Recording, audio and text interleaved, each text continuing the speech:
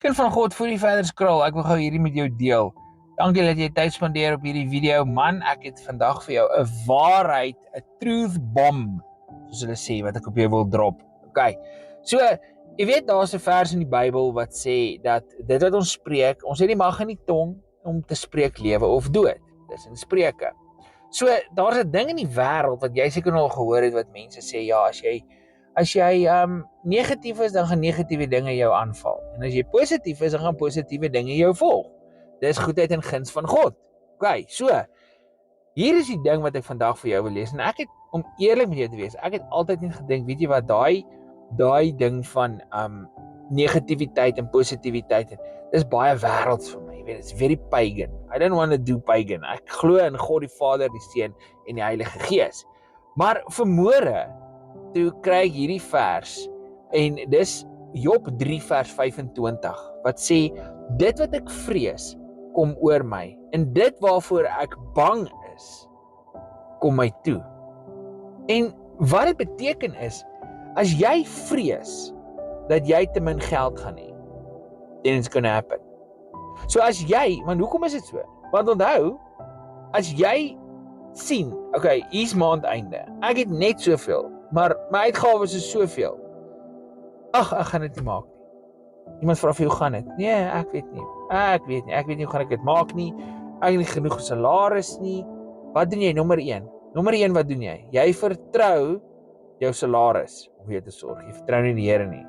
Want onthou, God het self gesê in Jeremia 17 vers 7, geseënd is die man wat op God vertrou, maar gestraf en vervloek is die een wat op die wêreld, op die mens vertrou.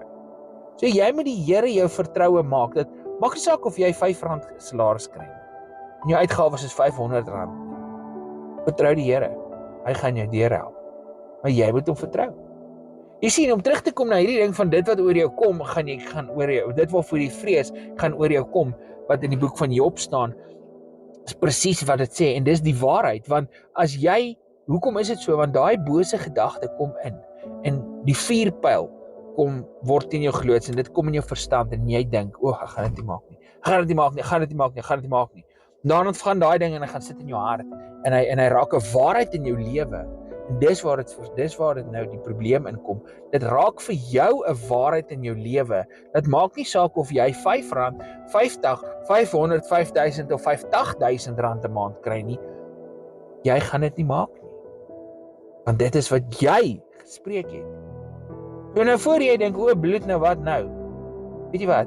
Breek dit af. Breek dit af nou in die naam van Jesus. Sê Here, ek breek hierdie vow. Hierdie belofte wat ek gemaak het, hierdie uitspraak, negatiewe uitspraak wat ek gemaak het oor en in my eie lewe, breek ek nou af in die naam van Jesus. Amen. Doen dit. Want weet jy wat, sterker is die gees wat in jou is, as die een wat in die wêreld is.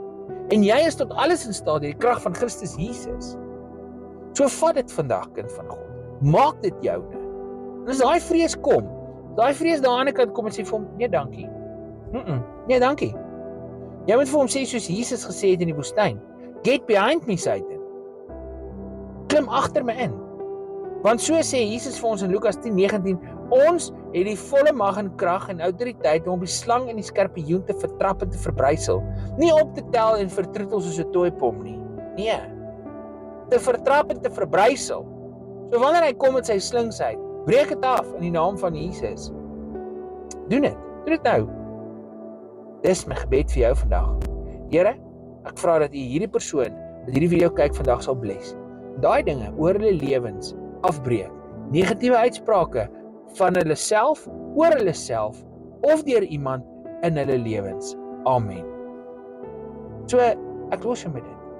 'n fantastiese dag. Totsiens.